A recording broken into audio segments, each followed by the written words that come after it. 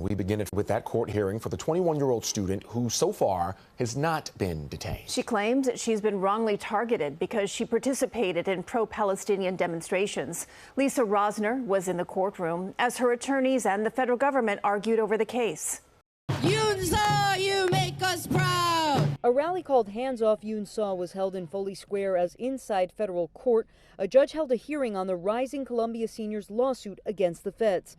In March, her lawyers say Immigration and Customs Enforcement went to her Columbia dorm and her parents' home in Virginia, but she was not there.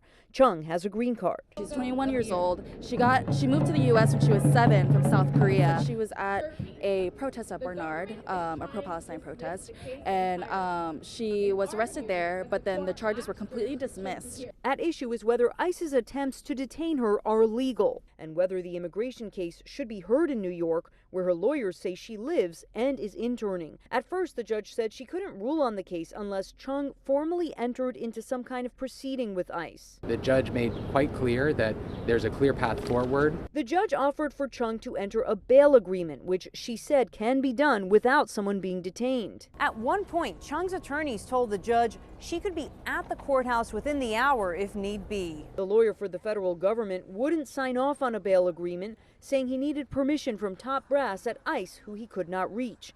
We are still waiting for comment from the Department of Homeland Security, but back in March, they told us, in part, ICE HSI will investigate individuals engaged in activities in support of Hamas, a foreign terrorist organization. The idea that a valedictorian who just shows some humanity to fellow people is somehow a threat to U.S. foreign policy, I mean, it really makes you wonder what's going on with our foreign policy.